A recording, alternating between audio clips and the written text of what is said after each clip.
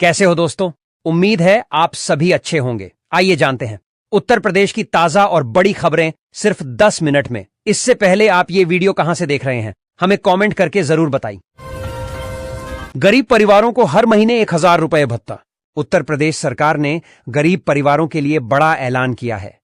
अब ऐसे परिवार जिनकी वार्षिक आय 1.5 लाख रुपए से कम है, उन्हें हर महीने 1,000 रुपए का भरण पोषण भत्ता सीधे उनके बैंक खातों में भेजा जाएगा।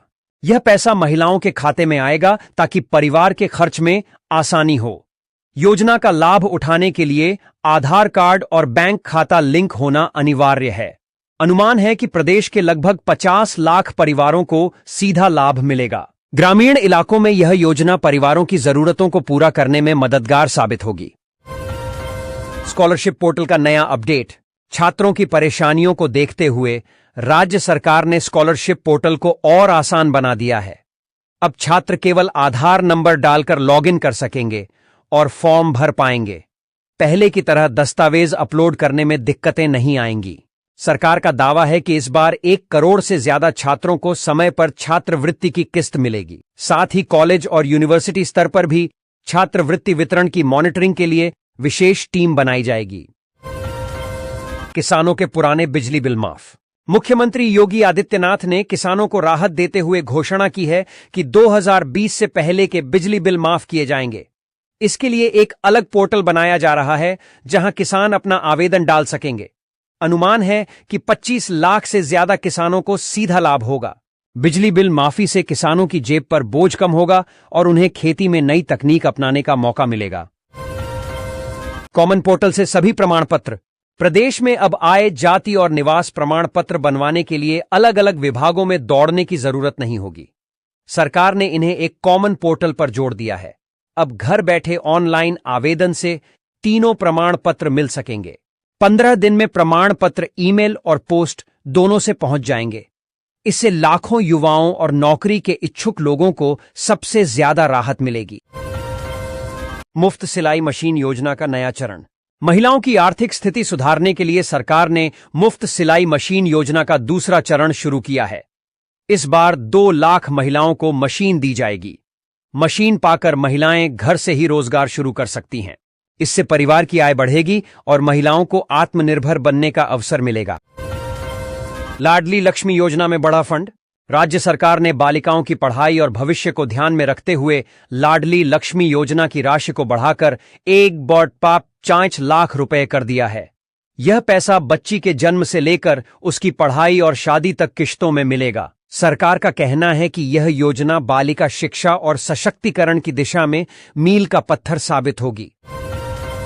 श्रम कार्ड धारकों को मुफ्त इलाज और शिक्षा अनुदान।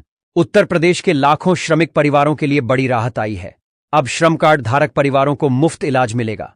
इसके अलावा बच्चों की पढ़ाई के लिए हर साल 5,000 रुपए का शिक्षा अनुदान भी दिया जाएगा। सरकार का कहना है कि मजदूर परिवारों के बच्चे भी अब अच्छे स्कूलों और कॉलेजों में पढ़ाई कर पाएंगे।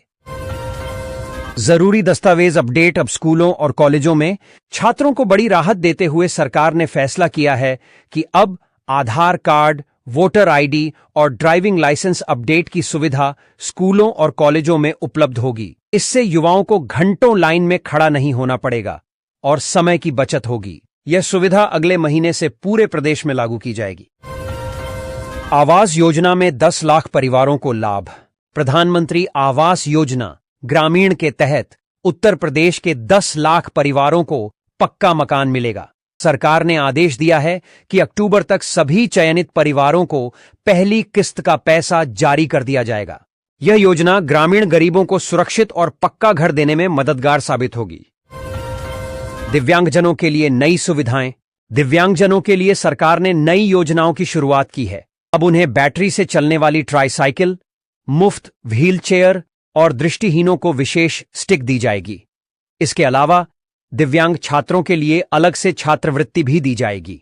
सरकार का दावा है कि इससे दिव्यांग समाज के लोग आत्मनिर्भर बनेंगे और रोजगार के अवसर भी पाएंगे।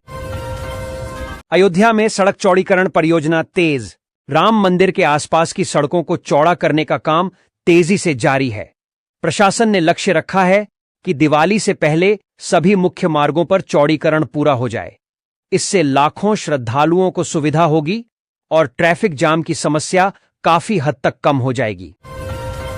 कानपुर में नया पर्यटन स्थल। कानपुर के गंगा बैराज क्षेत्र को पर्यटन स्थल के रूप में विकसित किया गया है।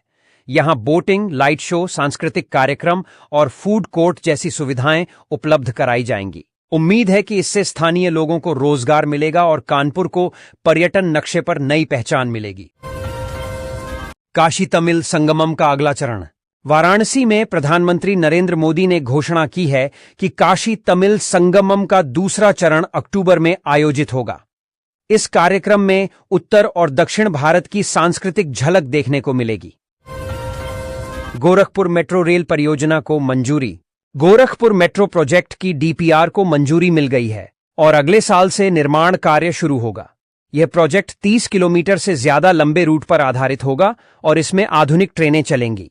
गोरखपुर को इससे बड़ी राहत मिलेगी और शहर में ट्रैफिक की समस्या कम होगी। लखनऊ एयरपोर्ट से नई अंतर्राष्ट्रीय फ्लाइट्स। लखनऊ एयरपोर्ट से अब दुबई और बैंकॉक के लिए सीधी अंतर्राष्ट्रीय उड़ानें शुरू होने जा रही हैं।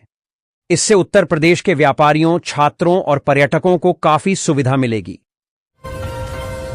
प्रयागराज को स्मार्ट सिटी मॉडल पर विकसित करने का काम। प्रयागराज को स्मार्ट सिटी के रूप में विकसित करने का काम तेजी से चल रहा है। शहर में स्मार्ट वाटर सप्लाई, भूमिगत बिजली लाइनें और सीसीटीवी निगरानी सिस्टम लगाया जा रहा है। 2026 तक इस प्रोजेक्ट के पूरा होने की संभावना है। आगरा पेट्रोल पंप लूटकांड का खुलासा। आगरा में हुए बड़े पेट्रोल पंप लूटकांड का पुलिस ने खुलासा कर दिया है। 4 बदमाशों को गिरफ्तार किया गया है और उनके पास से हथियार और नकदी बरामद की गई है। पुलिस ने बताया कि गिरोह कई जिलों में सक्रिय था। मथुरा में जन्माष्टमी महोत्सव की तैयारियां। मथुरा में जन्माष्टमी महोत्सव की तैयारियां जोरों पर हैं। इस बार सुरक्षा के लिए ड्रोन कैमरे, अतिरिक्त पुलिस बल और आधुनिक तकनीक का इस्तेमाल किया जा रहा है। जिले में लाखों श्रद्धालुओं के आने की संभावना है, जिसके लिए प्रशासन ने विशेष ट्रैफिक प्लान भी तैयार किया है। मेरठ में नकली नोट छापने वाला गिरोह पकड़ा गया। मेरठ पुलिस ने नकली नोट छापने वाले बड़े गिरोह का पर्दाफाश किया है। पुलिस ने मौके से मशीनें और लाखों रुपए के नकली नोट बरामद किए हैं। गिरोह कई राज्यों में नकली करेंसी फैलाने की साजिश कर रहा था। बरेली सड़क हादसा, 5 की मौत। बरेली जिले में हुए दर्दनाक सड़क हादसे में 5 लोगों की मौत हो गई और कई घायल हुए हैं। मुख्यमंत्री योगी आदित्यनाथ ने शोक जताते हुए मृतकों के परिजनों को 5-5 लाख रुपए और घायलों को मुफ्त इलाज का ऐलान किया है। हादसे के बाद प्रशासन ने सड़कों पर सुरक्षा बढ़ाने के निर्देश दिए हैं। सहारनपुर शुगर मिलों को 500 करोड़ की मदद। गन्ना किसानों के भुगतान संकट को देखते हुए सरकार ने सहारनपुर की शुगर मिलों को 500 करोड़ रुपए की मदद दी है। इससे किसानों का बकाया भुगतान तेजी से होगा। सरकार का कहना है कि इस कदम से गन्ना किसानों का विश्वास बढ़ेगा और चीनी उद्योग को मजबूती मिलेगी। बलिया में बाढ़ प्रभावित गांवों में राहत। बलिया जिले के दर्जनों गांव बाढ़ की चपेट में हैं। सेना और एनडीआरएफ की टीम लगातार राहत कार्य में जुटी है। प्रभावित परिवारों को भोजन, दवाइयां और अस्थायी आश्रय दिए जा रहे हैं। सरकार ने आश्वासन दिया है कि सभी प्रभावितों को मुआवजा दिया जाएगा। नोएडा में आईटी कंपनियों को राहत। नोएडा में आईटी सेक्टर को बढ़ावा देने के लिए सरकार ने नई पॉलिसी लागू की है। इसके तहत कंपनियों को टैक्स में छूट और बेहतर इंफ्रास्ट्रक्चर दिया जाएगा। अनुमान है कि अगले 2 सालों में 50,000 से ज्यादा युवाओं को रोजगार मिलेगा। अलीगढ़ में डिफेंस कॉरिडोर शुरू होने जा रहा है। अलीगढ़ में डिफेंस कॉरिडोर का काम शुरू होने वाला है। यहां हथियार और डिफेंस उपकरण बनाने की यूनिट लगाई जाएगी। इस प्रोजेक्ट से हजारों युवाओं को रोजगार मिलेगा और प्रदेश को आत्मनिर्भर भारत अभियान में योगदान देने का अवसर मिलेगा। मिर्जापुर में 24 घंटे बिजली आपूर्ति। मिर्जापुर जिले में अब 24 घंटे बिजली आपूर्ति का नया शेड्यूल लागू किया गया है। ग्रामीण इलाकों में भी अब बिना कटौती बिजली मिलेगी। इससे किसानों, छात्रों और उद्योगों को फायदा होगा। विद्युत विभाग ने दावा किया है कि आने वाले महीनों में पूरे जिले में बिजली आपूर्ति और बेहतर होगी।